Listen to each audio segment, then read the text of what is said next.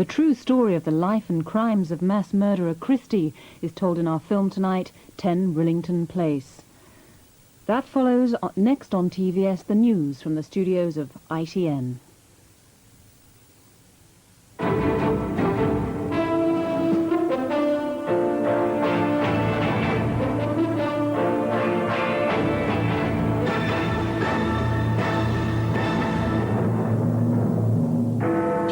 The boxer says, "I'm no con man." Reagan tells the Russians a missile ban depends on you. Shirley Williams says Dr. Owen let down the voters. Nuclear waste may be buried under the seabed. The machine that can scan 1,000 prints a minute. Good evening. Terry Marsh, the British world light welterweight champion who has retired because of epilepsy, told ITN tonight that he never meant to con anyone. Yesterday he signed a contract worth £250,000 to defend his title. Marsh had his first blackout 2 years ago, but it was only this month that he learnt he had epilepsy. He announced his plan to leave the ring in the Sun newspaper today, and in his first television interview since then, Marsh, who's also a fireman, said he'd have kept quiet even longer if he hadn't been worried about letting down his colleagues in the fire brigade. Marsh was full-time fireman, only part-time boxer until last March, when he astonished the boxing world and possibly himself by becoming world champion. Although he was probably a latent epileptic then, none of the sport's stringent tests had picked it up. Overnight he was a superstar, most recently signing up as a TV commentator, even though by then he knew he was epileptic. But he chose not to tell his manager he was selling the story to a newspaper. A very, very big shock. And a big shock that you've got to pick a newspaper up to find out about it. But could the epilepsy have been caused by boxing? I cannot rule out the possibility that the repeated head trauma he's received may have contributed to or have indeed caused this. But it's my opinion that he is an unfortunate chap that's developed a common condition, and it just so happens he's our world champion boxer and is a fireman. The British Boxing Board of Control say Marsh went through the most stringent medical tests before both his title fights. I am assured that the tests we do wouldn't have shown it anyway. Is there any way in which the test could be extended, improved, if you like, to show this sort of thing? No, I'm told that it wouldn't show. This type of epilepsy wouldn't show. Tonight, Terry's mates at the fire station were as bemused and sad as everyone else. Giles Smith, ITN Sport, Essex. Tonight, Terry Marsh is in hiding with his wife and daughter under the watchful eye of the Sun, protecting its investment. Marsh insists that boxing was not the reason he admitted his illness. Boxing for me comes secondary. The thing I do like is my occupation as a fireman. So the reason why it came to light was because I was forced into it as a fireman, because I realised once epilepsy, you'll have to excuse me, I ain't getting used to saying it yet, because I've only just been diagnosed. But having been diagnosed epilepsy, I felt that was a danger to my colleagues at work. That's how I was had to go sick, and it would have filtered out eventually, so I thought I'd come clean. Are you suggesting that if it hadn't been for your concern for your mates at work, that you might actually have gone on and taken this fight that they're negotiating at the moment? That is a strong possibility, and I'm still keeping the options open with regards to, I haven't had a second opinion yet, so that could prove positive in my favour, and then it leaves the options open again to continue the fight if I choose to do so. How long had you actually known that something was wrong? I had suspicions back in April '85 when I had the first, what I would call a seizure or blackout, whatever you want to call it. The next one materialised in April '87. So there was quite a gap in between. The signs and symptoms were very similar. Then in the back of my mind, then I suspected something, but what it was, I didn't know. Some cynics might say that you conned your manager and conned the boxing fans by keeping this illness quiet. You're insinuating I'm conning the boxing world, something which means more important to me. You're insinuating that I was conning my colleagues at work, and their lives were in danger. In a boxing ring, I'm putting my own life in danger, which I don't mind doing, but I wouldn't dream of putting my colleagues' lives in danger. So the moment I realised there was something wrong, then I've come clean. So I'm not conning anybody. President Reagan said tonight it's now up to the Soviet Union to respond positively to the draft nuclear arms treaty tabled by the United States today. The Americans say it contains a number of concessions. They're now including in the proposed ban all intermediate-range weapons, conventional as well as nuclear. They're agreeing to have missiles destroyed under joint supervision and to start dismantling weapons at the same time as the Soviets do, though the Soviet Union has more. President Reagan said the United States will insist on tough safeguards against cheating. He's meeting the Soviet Foreign Minister, Mr. Eduard Shevardnadze, in Washington tomorrow. Ronald Reagan will meet Soviet Foreign Minister Eduard Shevardnadze tomorrow.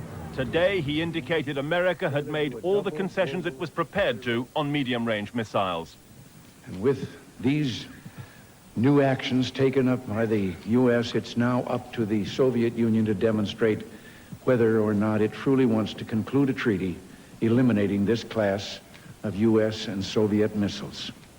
The President's arms negotiators in Geneva have agreed to a more flexible timetable for dismantling European-based missiles and have reportedly accepted the Soviet view that the agreement should cover missiles carrying conventional as well as nuclear warheads. They've also agreed the missiles should be destroyed under joint supervision.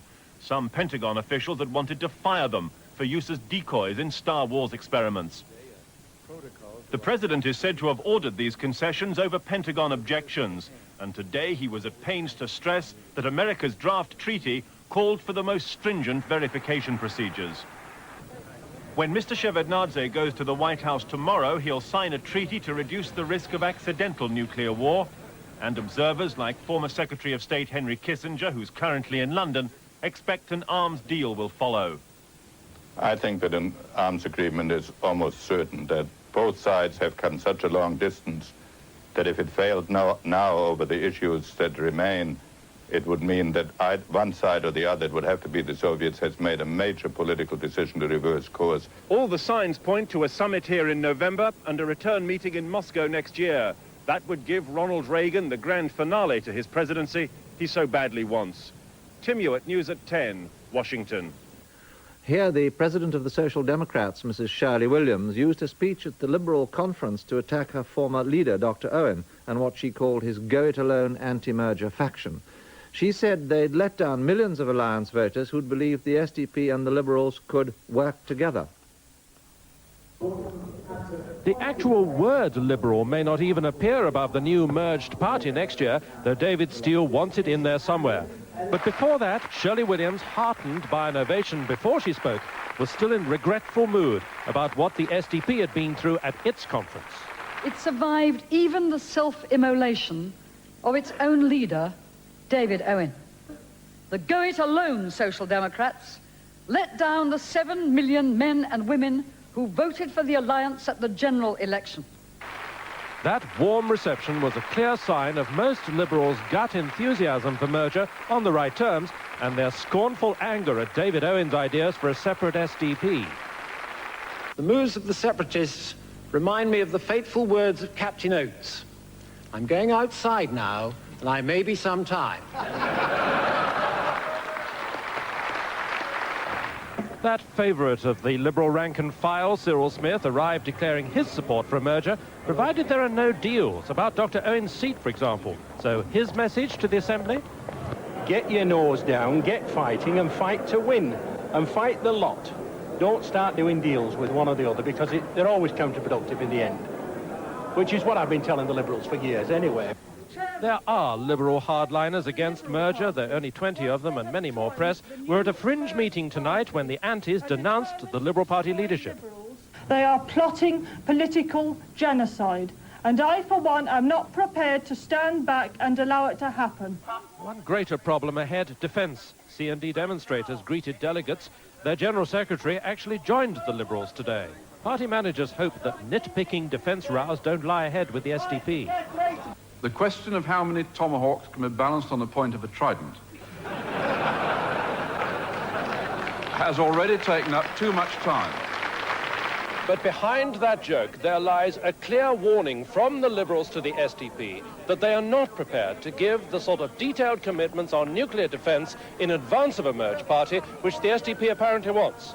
All in all today, signs that the Liberals, post-alliance, have regained some of their old confidence. There were robust attacks, both on Mrs. Thatcher and Mr. Kinnock. Michael Brunson, News at 10, Harrogate. Environmental groups say that British nuclear fuels could face an international outcry if they go ahead with plans to bury nuclear waste at sea. The scheme involves dumping waste from the Sellafield plant under the seabed off the Cumbrian coast as part of a multi-million-pound programme of improvements. Britain only has one nuclear dump, the site at Drigg, which experts generally agree is inadequate. BNFL said today that they'll be spending £20 million on improving the site to stop radiation leaking out and to help extend its life until an alternative can be found. But space here runs out at the turn of the century, which is why test drilling began at 4 other land sites, including Bradwell in Essex, but met with such local opposition that that idea had to be scrapped. Now BNFL have come up with their own ideas. First, to build a waste dump under the seabed off Sellafield, transporting the barrels of waste through underground tunnels, or to excavate a mine under the Sellafield site where they could store underground the intermediate levels of nuclear waste now stored above. Either way, the waste would stay here at Sellafield, where most of it is produced, and thus avoid being transported around the country, something which has proved so unpopular in the past. So have BNFL silenced their critics? I don't think we'll ever silence our critics. I think they should welcome it as a sensible move forward in waste management. After all, they are aware that the waste is there at the moment. 2/3 of this waste is at Sellafield being stored now. So I think they'll understand that we have to find a sensible waste management route for it. We think this is one. The idea has been welcomed by the local council tonight, but already environmental groups are voicing opposition to any scheme involving the dumping of nuclear waste at sea. Talks to avert an overtime ban in the coal fields have collapsed. A meeting between British Coal and the National Union of Mine Workers over a disputed disciplinary code broke down after more than 6 hours. The miners' president, Mr. Scargill, described the coal board's position as ludicrous. British Coal appealed to miners tonight to ignore calls for an overtime ban. That the full NUM executive had demanded the meeting raised hopes that the union would respond to British Coal's previously flexible stance. Last week's vote to set the deadline for industrial action ahead of the talks had been close, but today they were insistent that the management agree to binding arbitration as the last stage in the disputed disciplinary code. Mr. Scargill professed astonishment at the board's position and claimed political pressure was being exerted. We are convinced that the board could negotiate a settlement, but we have the distinct impression that someone else is interfering or being involved in these negotiations. That was nonsense, said management, adding that a miner would get his job back if a tribunal said so, but maybe at another pit. You will not suffer financially in any way from that move. No, I don't think that's unreasonable. The left would argue that this is, in effect, a charter for you to disperse activists, to get rid of troublemakers. Are they right? I don't think it's a charter to do that. I mean, I think they're concerned that it appears to have that connotation. That is not our intention. The coal board has given ground before, but now seems determined to stick on the arbitration issue. Unless the union executive gives ground, there seems little hope of preventing the action going ahead. Michael Green, News at 10, British Coal. Mr. Perez de Cuellar was told by Iraq today that the United Nations should punish Iran for not accepting a ceasefire in the Gulf War.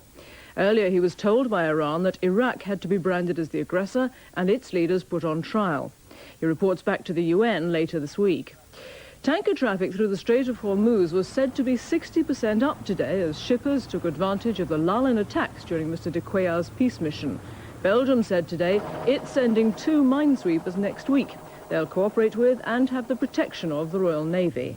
The Secretary-General flew in from Tehran with, as he said, a far clearer understanding of Iranian demands, including that Iraq be named by the United Nations as the aggressor in the 7-year-old Gulf War. Here in Baghdad, the government is keen to end the war and has blamed Iran for stalling in the quest for peace and for playing with words. Iraq is holding its own militarily and is seeing her oil exports flow again. She also believes the diplomatic pressure is now firmly concentrated on Iran, that Mr. de Cuellar was giving nothing away. So far, I am not either optimistic or pessimistic, and I am gathering information which I have to convey to the Security Council as soon as I am back in New York. Mr. de Cuellar will be leaving Baghdad tomorrow night, having spent exactly the same amount of time here as he did in Iran. But he knows his chances of success are not great. There had been previous peace missions to the region, and they've all failed. He'll go back to New York to report to the Security Council on what, if any, progress has been made. Jeremy Hands, News at 10, Baghdad. Throughout the 7 years of the Gulf War, Iran has resorted to many stratagems to keep the arms flowing in. Among them is the Italian connection, heroin for mines made in these factories, a report in part 2. Also, the Pope praises the good Samaritans who look after AIDS victims and the struggle for survival in the waterlogged villages of Bangladesh. That's in a couple of minutes.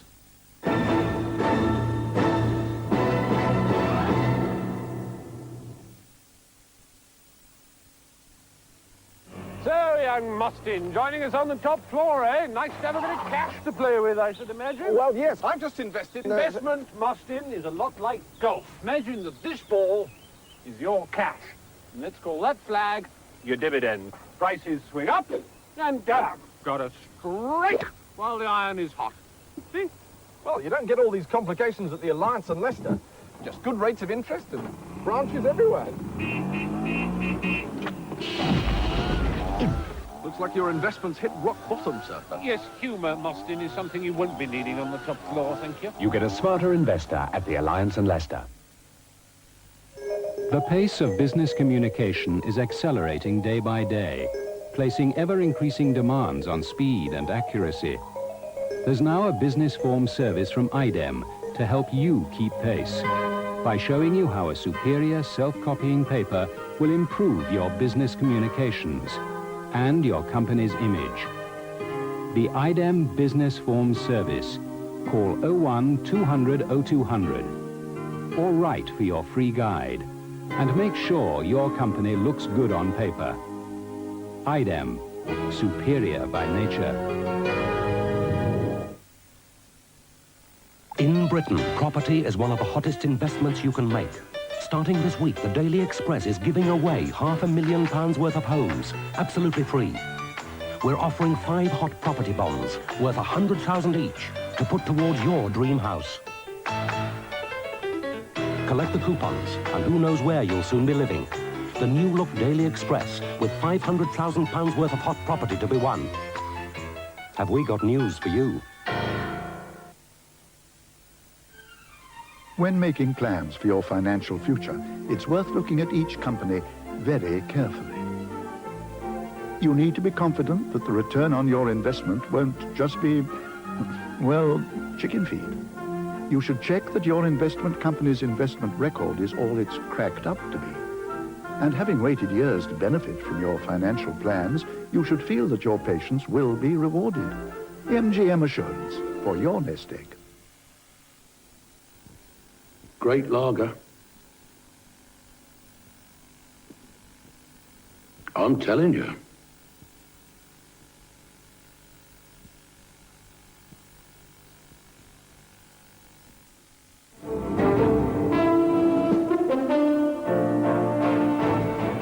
Italian frigates and minesweepers are setting off for the Gulf tomorrow in the wake of a scandal over the sale of thousands of Italian mines to Iran. They were made by a subsidiary of Fiat and traded with the help of the mafia for heroin and other drugs. More than 30 people have been arrested. Today, Signor Ferrandino Borletti, the head of the arms firm and a director of Fiat, was released from jail, but he's still under investigation. The Italian Navy are today preparing for their 2-week journey to the Gulf.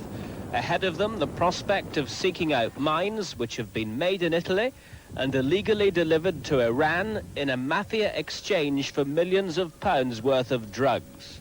The mines were manufactured quite legally at a company near Brescia, transferred to the port of La Spezia, then shipped out of Italian waters where the cargo was transferred to another ship and taken on to Iran. Magistrate Augusto Lama, who's investigating the case, receives daily threats on his life.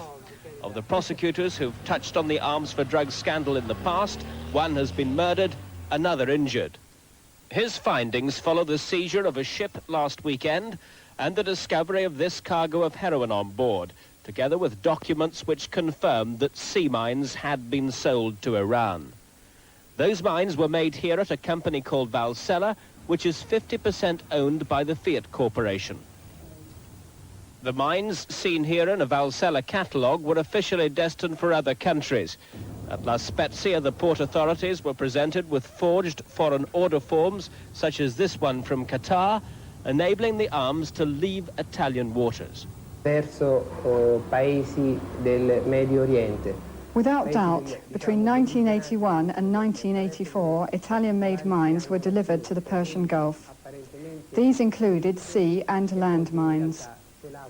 Documentary evidence shows that the technical staff of the Vasella factory knew of this illegal arms trafficking.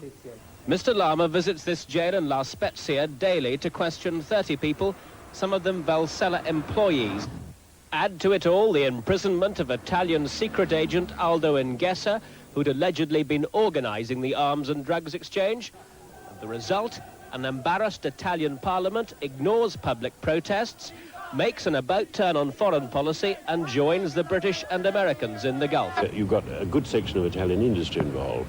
We may have the secret services involved. This appears to be coming out in some of the inquiry. It does appear that the mafia has had its hand in this kind of return trade of arms and drugs. We may also have, of course, some politicians involved who have closed their eyes to things which they should have been keeping an eye on. The authorities suspect the involvement of convicted mafia leader Antonio Minori and now fear reprisals against anyone investigating the scandal. In the meantime, it's the Italian Navy which bears the brunt of the affair on a political level, as the government here bids farewell to its special relationship with Libya and Syria and prepares to seek out Italian-made mines in the Gulf. Michael Macmillan, News at 10 in Italy. Here, the Cleveland Child Abuse Inquiry has heard how social workers and their families were physically threatened by some of the parents whose children were placed in care. The head of Cleveland Social Services, Mr. Mike Bishop, said he'd asked the doctors involved to slow down their rate of diagnosis, but they refused. He said he believed the increase in cases and the delay in explanation had provided the seeds of massive discontent. The Pope says Roman Catholics should show love and the compassion of a good Samaritan to victims of AIDS. The Pope continued his American tour today with a visit to a hospital in Phoenix, Arizona.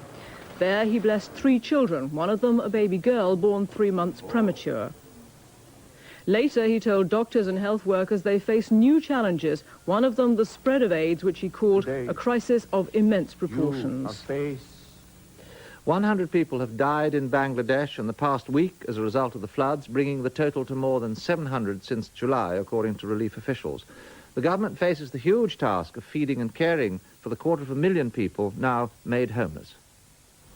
3 weeks after the peak of the floods, Bangladesh is still a wilderness of water. From the air, it looks more like an archipelago than a landmass, hundreds of villages stranded like islands in a mud-brown sea. Bangladesh is a country choking in its own alluvial silt.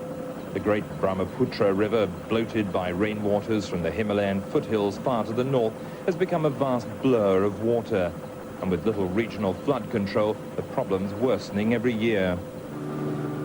On the Indus River network, the army are constantly patrolling as the water level inches up again. It's the use of the military working closely with the new local civil administration set up by President Ershad that's made this flood relief operation more effective than in the past. 10,000 wells are being cleaned and purged to pump out contaminated water. Special health education groups set up in every village to teach families how to avoid sickness and combat the menace of disease. Rice seedlings have been distributed, and later wheat seed too, to help restart the shattered food cycle. High above this water-tortured landscape, the president makes his daily flight to visit the afflicted. General Hussein Mohammed Ershad rules over one of the world's most impoverished nations. Today, the general had come to Jaipur Hat on his daily wade-about. President Ershad's biggest problem is distributing relief when so many roads are severed, so many people affected. Solving this great national crisis could prove crucial to President Ershad's future.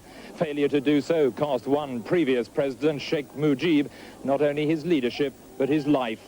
Jeremy Thompson, ITN, Bangladesh. The Northern Ireland Secretary, Mr. King, has had talks with unionist leaders for the first time since the Anglo-Irish Accord was signed 2 years ago. He met the Reverend Ian Paisley and Mr. James Molyneux in Belfast for what were described as exploratory talks about talks. Until now, unionist leaders have refused to meet ministers unless the accord was suspended. The Labour Party has tonight set in train a wide-ranging review of policy aimed at winning the next election. The long-term strategy, approved by the party's Home Policy Committee, will involve Meet the People sessions. Party leadership wants Labour to be seen as the listening party. The committee brushed aside an alternative strategy proposed by left-winger Mr Tony Benn, who said Labour should not be prepared to say anything just to get into office. Captain Mark Phillips has been ordered to appear in person before Newbury magistrates in Berkshire after admitting driving at more than 100 miles an hour down the M4. He pleaded guilty today by letter. The magistrates said they were considering banning him from driving and told him to be in court for their judgment later this month. 2 of Britain's police forces are to get revolutionary new equipment to help identify criminals. They've been given the go-ahead to try out a computerized fingerprint system capable of reading 1,000 prints a minute.